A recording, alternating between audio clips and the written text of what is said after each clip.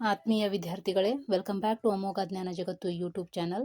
ವಿದ್ಯಾರ್ಥಿಗಳೇ, ಇಂದಿನ ಅವಧಿಯಲ್ಲಿ ನಾವು 10ನೇ ತರಗತಿಯ ಕನ್ನಡ ಪಠ್ಯಪುಸ್ತಕ ಭಾಗ 1ರಲ್ಲಿ ಬರ್ತಕ್ಕಂತಹ ವ್ಯಾಘ್ರಗೀತೆ ಎಂಬ ಗದ್ಯ ಭಾಗದ ಅಭ್ಯಾಸದ ಪ್ರಶ್ನೋತ್ತರಗಳನ್ನು ತಿಳಿದುಕೊಳ್ಳೋಣ. ಮೊದಲನೆಯದಾಗಿ ಗದ್ಯ ಭಾಗದಲ್ಲಿ ಬರ್ತಕ್ಕಂಥ ಹೆಚ್ಚುವರಿ ಪ್ರಶ್ನೋತ್ತರಗಳನ್ನು ತಿಳಿದುಕೊಳ್ಳೋಣ. ಪ್ರಶ್ನೆ ಸಂಖ್ಯೆ 1. ಎ.ಎನ್. ಮೂರ್ತಿರಾವ್ ಅವರು ಯಾವ ಊರಿನವರು? ಉತ್ತರ: ಎ.ಎನ್. ಮೂರ್ತಿರಾವ್ ಅವರು ಮಂಡ್ಯ ಜಿಲ್ಲೆಯ ಅಕ್ಕಿಹೆಬ್ಬಾಳಿನವರು. ಪ್ರಶ್ನೆ ಸಂಖ್ಯೆ 2. ಎ.ಎನ್. ಮೂರ್ತಿರಾವ್ ಅವರ ಪೂರ್ಣ ಹೆಸರೇನು? ಉತ್ತರ: ಅಕ್ಕಿಹೆಬ್ಬಾಳು ನರಸಿಂಹ ಮೂರ್ತಿರಾವ್. ಪ್ರಶ್ನೆ ಸಂಖ್ಯೆ 3. ಎ.ಎನ್. ಮೂರ್ತಿರಾವ್ ಯಾವ ಕೃತಿಗೆ ಪಂಪ ಪ್ರಶಸ್ತಿ ಲಭಿಸಿದೆ? ಉತ್ತರ: ದೇವರು ಎಂಬ ಕೃತಿಗೆ ಪಂಪ ಪ್ರಶಸ್ತಿ ಲಭಿಸಿದೆ. ಪ್ರಶ್ನೆ ಸಂಖ್ಯೆ 4. ಮೂರ್ತಿರಾವ್ ಅವರಿಗೆ ಯಾವ ವಿಶ್ವವಿದ್ಯಾನಿಲಯ ಗೌರವ ಡಿಲಿಟ್ ಪದವಿ ನೀಡಿದೆ? ಉತ್ತರ: ಮೈಸೂರು ವಿಶ್ವವಿದ್ಯಾನಿಲಯ ನೀಡಿದೆ.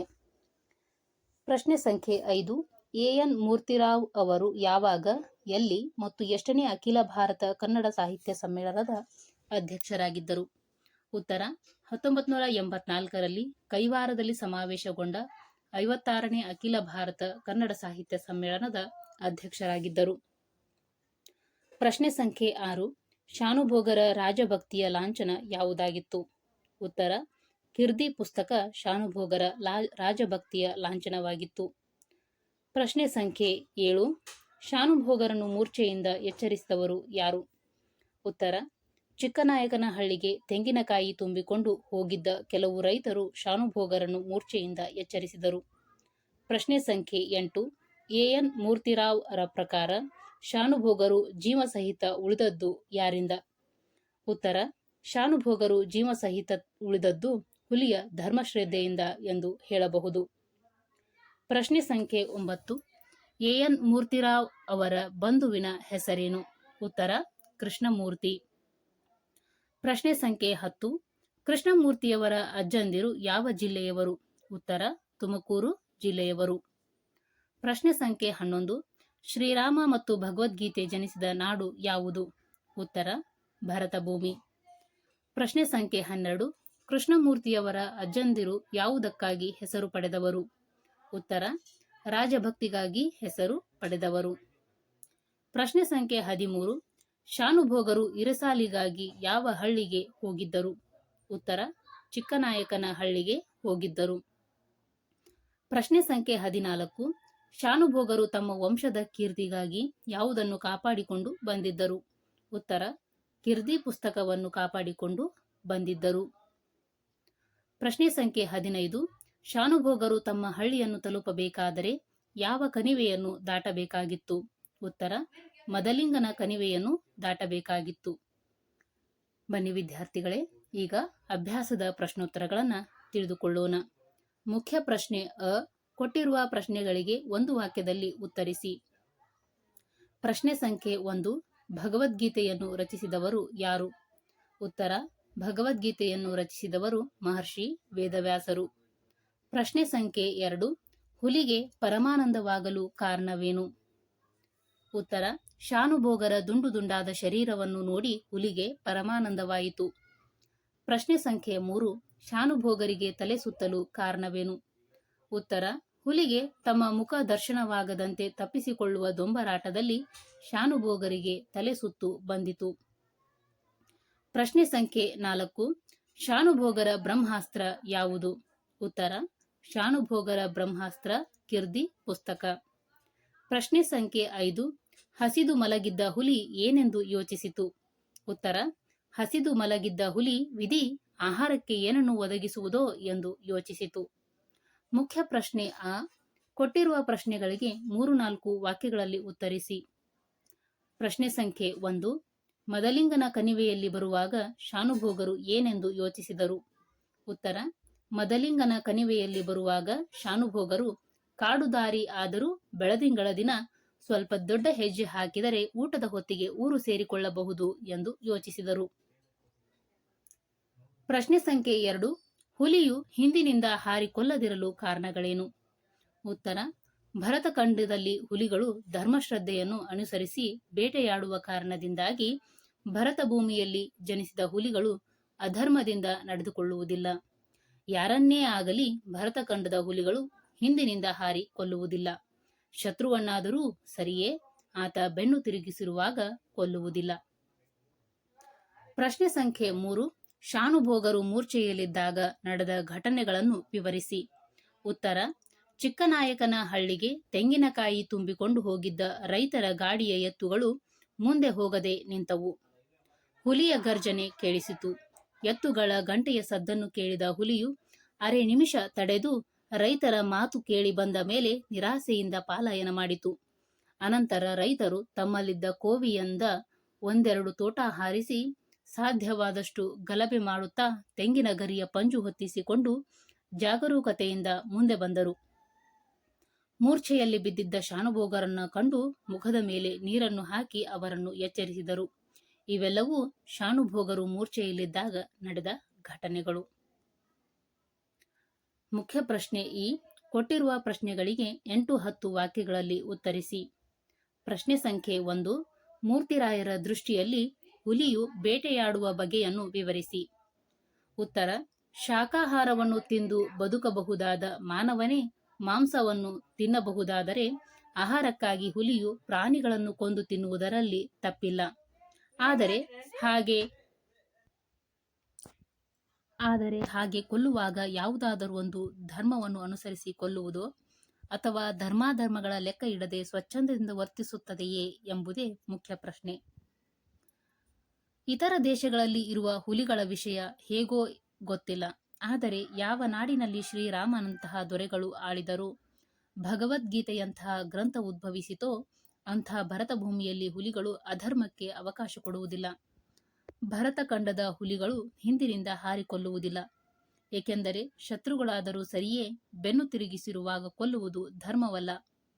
ಭಗವದ್ಗೀತೆಯ ಸ್ವಧರ್ಮ ನಿಧನಂ ಶ್ರೇಯ ಎಂಬ ಮಾತಿನಂತೆ ಹುಲಿಗಳು ಧರ್ಮಪರತೆಯಿಂದ ಬೇಟೆಯಾಡುತ್ತವೆ ಎಂದು ಮೂರ್ತಿರಾಯರು ಅಭಿಪ್ರಾಯಪಡುತ್ತಾರೆ. ಪ್ರಶ್ನೆ ಸಂಖ್ಯೆ 2. ಶಾನುಭೋಗರನ್ನು ರಕ್ಷಿಸಿದುದು ಕಿರ್ದಿ ಪುಸ್ತಕವೇ, ಹುಲಿಯ ಧರ್ಮವೇ?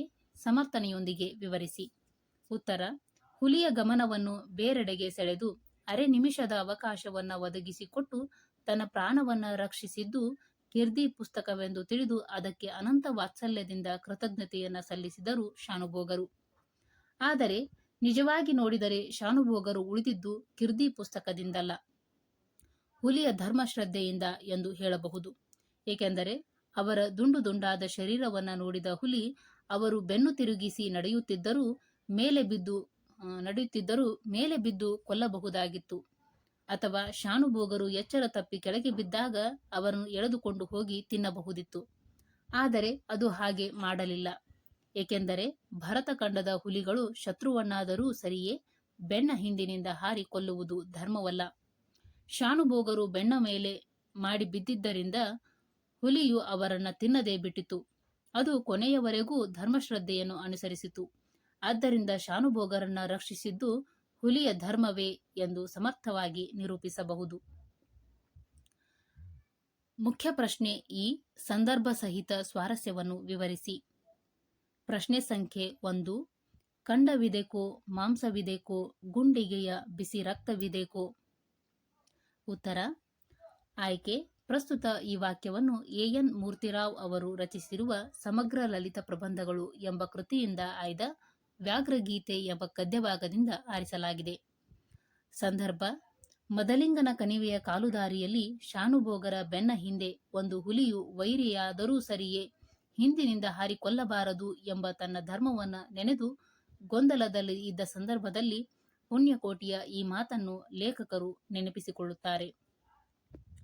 ಸ್ವಾರಸ್ಯ: ತನ್ನನ್ನು ತಿನ್ನಲು ಆಹ್ವಾನ ಕೊಟ್ಟಾಗಲೂ ಹುಲಿರಾಯ ಸತ್ಯವತೆಯಾದ ಪುಣ್ಯಕೋಟಿಯನ್ನು ತಿನ್ನದೆ ಪ್ರಾಣ ಬಿಟ್ಟು ತನ್ನ ಆದರ್ಶವನ್ನು ಹಾಗೂ ಧರ್ಮಶ್ರದ್ಧೆಯನ್ನು ಮೆರೆಯಿತು ಎಂಬುದನ್ನು ಈ ಮೇಲಿನ ವಾಕ್ಯದಲ್ಲಿ ಸ್ವಾರಸ್ಯಕರವಾಗಿ ಅಭಿವ್ಯಕ್ತಪಡಿಸಲಾಗಿದೆ. ಪ್ರಶ್ನೆ ಸಂಖ್ಯೆ 2. ದೇವರೇ, ಮರ ಹತ್ತುವಷ್ಟು ಅವಕಾಶ ಕರುಣಿಸು. ಉತ್ತರ: ಆಯ್ಕೆ. ಈ ವಾಕ್ಯವನ್ನು ಎನ್ ಮೂರ್ತಿರಾವ್ ಅವರು ಬರೆದ ಸಮಗ್ರ ಲಲಿತ ಪ್ರಬಂಧಗಳು ಎಂಬ ಕೃತಿಯಿಂದ ಆಯ್ದ ವ್ಯಾಘ್ರಗೀತೆ ಎಂಬ ಗದ್ಯಭಾಗದಿಂದ ಆಯ್ದುಕೊಳ್ಳಲಾಗಿದೆ. ಸಂದರ್ಭ: ಮದಲಿಂಗನ ಕಣಿವೆಯ ದಾರಿಯಲ್ಲಿ ಹುಲಿಯ ಆಕ್ರಮಣದಿಂದ ತಪ್ಪಿಸಿಕೊಳ್ಳುವಾಗ ಶಾನುಭೋಗರು ಕಿರ್ದಿ ಪುಸ್ತಕವನ್ನು ಹುಲಿಯ ಮುಖದ ಕಡೆ ಎಸೆದು ಮರದ ಕಡೆಗೆ ಓಡಿ ಹೋದ ಸಂದರ್ಭದಲ್ಲಿ ಈ ಮೇಲಿನ ಮಾತು ಬಂದಿದೆ. ಸ್ವಾರಸ್ಯ: ಸಂಕಟ ಬಂದಾಗ ವೆಂಕಟರಮಣ ಎಂಬಂತೆ ಶಾನುಭೋಗರು ಹುಲಿಯಿಂದ ತಪ್ಪಿಸಿಕೊಳ್ಳಲು ಅವಕಾಶ ಮಾಡಿಕೊಡು ಎಂದು ದೇವರನ್ನ ಪ್ರಾರ್ಥಿಸುವುದು ಅತ್ಯಂತ ಸ್ವಾರಸ್ಯಪೂರ್ಣವಾಗಿ ಮೂಡಿಬಂದಿದೆ. ಪ್ರಶ್ನೆ ಸಂಖ್ಯೆ 3. ನಾನು ಮುಖ ಮೇಲಾಗಿ ಬಿದ್ದಿದ್ದೇನೆ. ಉತ್ತರ: ಆಯ್ಕೆ: ಈ ವಾಕ್ಯವನ್ನು ಎನ್ ಮೂರ್ತಿರಾವ್ ಅವರು ರಚಿಸಿರುವ ಸಮಗ್ರ ಲಲಿತ ಪ್ರಬಂಧಗಳು ಎಂಬ ಕೃತಿಯಿಂದ ಆಯ್ದ ವ್ಯಾಘ್ರಗೀತೆ ಎಂಬ ಗದ್ಯಭಾಗದಿಂದ ಆಯ್ದುಕೊಳ್ಳಲಾಗಿದೆ. ಸಂದರ್ಭ: ಶಾನುಭೋಗರು ಹುಲಿಯ ಆಕ್ರಮಣದಿಂದ ಹೆದರಿ ಮರ ಹತ್ತಲು ಓಡುವಾಗ ಕಲ್ಲನ್ನು ಎಡವಿ ಬಿದ್ದು ಪ್ರಜ್ಞೆ ತಪ್ಪಿದ್ದಾಗ ಅದೇ ದಾರಿಯಲ್ಲಿ ಹೋಗುತ್ತಿದ್ದ ರೈತರು ಅವರ ಮುಖದ ಮೇಲೆ ನೀರನ್ನು ಎರಚಿ ಎಚ್ಚರಿಸಿದ ಸಂದರ್ಭದಲ್ಲಿ ಈ ಮೇಲಿನ ಮಾತು ಬಂದಿದೆ.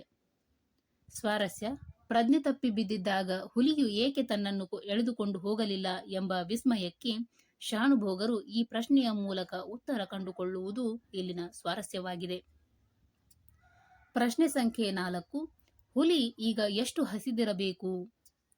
ಉತ್ತರ: ಆಯ್ಕೆ: ಈ ವಾಕ್ಯವನ್ನು ಎನ್ ಮೂರ್ತಿರಾವ್ ಅವರು ರಚಿಸಿರುವ ಸಮಗ್ರ ಲಲಿತ ಪ್ರಬಂಧಗಳು ಎಂಬ ಕೃತಿಯಿಂದ ಆಯ್ದ ವ್ಯಾಘ್ರಗೀತೆ ಎಂಬ ಪಾಠದಿಂದ ಆಯ್ದುಕೊಳ್ಳಲಾಗಿದೆ. ಸಂದರ್ಭ: ಬೇಟೆಯಾಡುವ ಉದ್ದೇಶದಿಂದ ತಮ್ಮನ್ನು ಹಿಂಬಾಲಿಸಿದ ಹುಲಿಯಿಂದ ತಪ್ಪಿಸಿಕೊಂಡು ಶಾನುಭೋಗರು ಕುಡಿದ ನೀರು ಅಲುಗದ ಹಾಗೆ ಅಲ್ಲದಿದ್ದರೂ ಜೀವ ಸಹಿತ ಮನೆ ಸೇರಿಕೊಂಡರು, ರಸದೌತಣ ಮಾಡಿದರು ಮತ್ತು ಅವರು ಹುಲಿಯನ್ನು ಆ ಸಂದರ್ಭದಲ್ಲಿ ಈ ಮೇಲಿನಂತೆ ನೆನಪಿಸಿಕೊಂಡರು. ಸ್ವಾರಸ್ಯ: ನಾನು ಹುಲಿಯಿಂದ ತಪ್ಪಿಸಿಕೊಂಡು ಬಂದು ರಸದೂಟವನ್ನು ಮಾಡುತ್ತಿದ್ದೇನೆ. ಆದರೆ ನನ್ನನ್ನು ಕೊಲ್ಲಲು ಬಂದ ಹುಲಿಯು ಕೊಲ್ಲಲಾಗದೆ ಈಗ ಎಷ್ಟು ಹಸಿವಿನಿಂದ ಬಳಲುತ್ತಿರಬಹುದು ಎಂದು ಶಾನುಭೋಗರು ಹೇಳುವುದು ಸ್ವಾರಸ್ಯಪೂರ್ಣವಾಗಿದೆ. ಮುಖ್ಯ ಪ್ರಶ್ನೆಯು ಬಿಟ್ಟಿರುವ ಸ್ಥಳಗಳನ್ನು ಸೂಕ್ತ ಪದಗಳಿಂದ ತುಂಬಿ. 1. ಮಂತ್ರಿತ್ವ ಹೋಗಿ ಕೇವಲ ಡ್ಯಾಶ್ ಮಾತ್ರ ಉಳಿದಿತ್ತು. ಶಾನುಭೋಗಿಕೆ ಮಾತ್ರ ಉಳಿದಿತ್ತು. 2. ಕಿರ್ದಿ ಪುಸ್ತಕ ಡ್ಯಾಶ್ ಬ್ರಹ್ಮಾಸ್ತ್ರ, ಶಾನುಭೋಗರ ಬ್ರಹ್ಮಾಸ್ತ್ರ. 3. ನೆಲದಿಂದ ಮೇಲೆದ್ದುಕೊಂಡಿದ್ದ ಡ್ಯಾಶ್ ಎಡವಿ ಶಾನುಭೋಗರು ಬಿದ್ದರು, ಕಲ್ಲನ್ನು ಎಡವಿ ಶಾನುಭೋಗರು ಬಿದ್ದರು. 4. ರೈತರು ತಿಂಗಳ ಬೆಳಕಿನಲ್ಲಿ ಡ್ಯಾಶ್ ಹೊಡೆಯುತ್ತಿದ್ದರು, ಗಾಡಿ ಹೊಡೆಯುತ್ತಿದ್ದರು. 5. ಶಾನುಭೋಗರು ಉಳಿದಿದ್ದು ಡ್ಯಾಶ್ ಪುಸ್ತಕದಿಂದಲ್ಲ, ಕಿರ್ದಿ ಪುಸ್ತಕದಿಂದಲ್ಲ. ಭಾಷಾ ಚಟುವಟಿಕೆ. ಕೊಟ್ಟಿರುವ ಪ್ರಶ್ನೆಗಳಿಗೆ ಉತ್ತರ ಬರೆಯಿರಿ.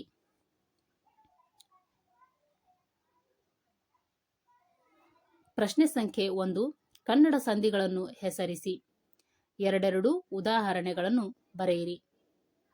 ಉತ್ತರ: ಕನ್ನಡ ಸಂಧಿಗಳು: 1 ಲೋಪಸಂಧಿ, 2 ಆಗಮ ಸಂಧಿ, 3 ಆದೇಶ ಸಂಧಿ. ಇವುಗಳಿಗೆ ಉದಾಹರಣೆಗಳು: ಲೋಪಸಂಧಿಗೆ ಉದಾಹರಣೆ ಊರೂರು, ಬಲ್ಲೆನೆಂದು. ಆಗಮ ಸಂಧಿ ಉದಾಹರಣೆ ಮರವನ್ನು, ಶಾಲೆಯಲ್ಲಿ. ಆದೇಶ ಸಂಧಿ ಉದಾಹರಣೆ ಮಳೆಗಾಲ, ಮೈದೋರು. ಪ್ರಶ್ನೆ ಸಂಖ್ಯೆ 2. ಸಂಸ್ಕೃತ ಸಂಧಿಗಳ ಹೆಸರುಗಳನ್ನು ಸ್ವರ ಮತ್ತು ವ್ಯಂಜನ ಸಂಧಿಗಳಾಗಿ ವಿಂಗಡಿಸಿ ಬರೆಯಿರಿ. ಸಂಸ್ಕೃತ ಸಂಧಿಗಳು: 1 ಸವರ್ಣ ದೀರ್ಘ ಸಂಧಿ, 2 ಗುಣಸಂಧಿ, 3 ವೃದ್ಧಿ ಸಂಧಿ, 4 ಎನ್ ಸಂಧಿ, 5 ಜಸ್ತ್ವ ಸಂಧಿ, 6 ಶ್ಚುತ್ವ ಸಂಧಿ, 7 ಅನುನಾಸಿಕ ಸಂಧಿಗಳು. ಸಂಸ್ಕೃತ ಸಂಧಿಗಳನ್ನ ಮತ್ತೆ 2 ವಿಭಾಗವನ್ನು ಮಾಡಲಾಗಿದೆ. 1 ಸ್ವರ ಸಂಧಿಗಳು ಮತ್ತು ವ್ಯಂಜನ ಸಂಧಿಗಳು. ಸಂಸ್ಕೃತದ ಸ್ವರ ಸಂಧಿಗಳು ಸವರ್ಣ ದೀರ್ಘ ಸಂಧಿ, ಗುಣಸಂಧಿ, ವೃದ್ಧಿ ಸಂಧಿ ಮತ್ತು ಎನ್ ಸಂಧಿಗಳು. ಇನ್ನು ಸಂಸ್ಕೃತದ ವ್ಯಂಜನ ಸಂಧಿಗಳು ಅಂದ್ರ ಜಸ್ತ್ವ ಸಂಧಿ, ಶ್ಚುತ್ವ ಸಂಧಿ ಮತ್ತು ಅನುನಾಸಿಕ ಸಂಧಿಗಳು. ಪ್ರಶ್ನೆ ಸಂಖ್ಯೆ 3. ಕೊಟ್ಟಿರುವ ಪದಗಳನ್ನು ಬಿಡಿಸಿ ಸಂಧಿ ಹೆಸರಿಸಿ. ಪದ ಸುರಾಸುರ.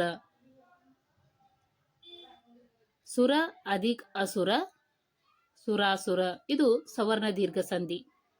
ಬಲ್ಲೆನೆಂದು, ಬಲ್ಲೇನು ಅಧಿಕ್ ಎಂದು ಇದು ಲೋಪ ಸಂಧಿ. ಸೂರ್ಯೋದಯ, ಸೂರ್ಯ ಅಧಿಕ್ ಉದಯ ಇದು ಗುಣಸಂಧಿ. ಮಳೆಗಾಲ, ಮಳೆ ಅಧಿಕ್ ಕಾಲ ಇದು ಆದೇಶ ಸಂಧಿ. ಅಷ್ಟೈಶ್ವರ್ಯ, ಅಷ್ಟ ಅಧಿಕ್ ಐಶ್ವರ್ಯ ಇದು ವೃದ್ಧಿ ಸಂಧಿ. ವೇದಿಕೆಯಲ್ಲಿ, ವೇದಿಕೆ ಅಧಿಕ್ ಅಲ್ಲಿ ಇದು ಆಗಮ ಸಂಧಿ.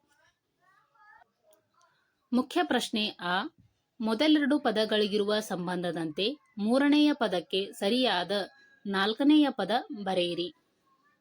1. ಬೇಗ ಬೇಗ ದ್ವಿರುಕ್ತಿ. ಧೀರ ಶೂರ ಜೋಡು ನುಡಿ. 2. ಲೋಪಸಂಧಿ ಇದು ಸ್ವರ ಸಂಧಿ. ಆದೇಶ ಸಂಧಿ ಇದು ವ್ಯಂಜನ ಸಂಧಿ. 3. ಕಟ್ಟ ಕಡೆಗೆ, ಕಡೆಗೆ ಕಡೆಗೆ. ಮೊತ್ತ ಮೊದಲು, ಮೊದಲು ಮೊದಲು. 4. ಶರಶ್ಚಂದ್ರ ಇದು ಶ್ಚುತ್ವ ಸಂಧಿ. ದಿಗಂತ ಇದು ಜಸ್ತ್ವ ಸಂಧಿ. ಹಾಗಾದರೆ ವಿದ್ಯಾರ್ಥಿಗಳೇ, ಈ ತರಗತಿಗಳು ನಿಮಗೆ ಇಷ್ಟವಾಗುತ್ತಿವೆ ಎಂದು ಭಾವಿಸುತ್ತೇನೆ. ಈ ತರಗತಿಗಳು ನಿಮಗೆ ಇಷ್ಟವಾದಲ್ಲಿ ನಮ್ಮ ಚಾನಲ್ ಅನ್ನು ಲೈಕ್, ಶೇರ್ ಆ್ಯಂಡ್ ಸಬ್ಸ್ಕ್ರೈಬ್ ಮಾಡಿ. ಧನ್ಯವಾದಗಳು.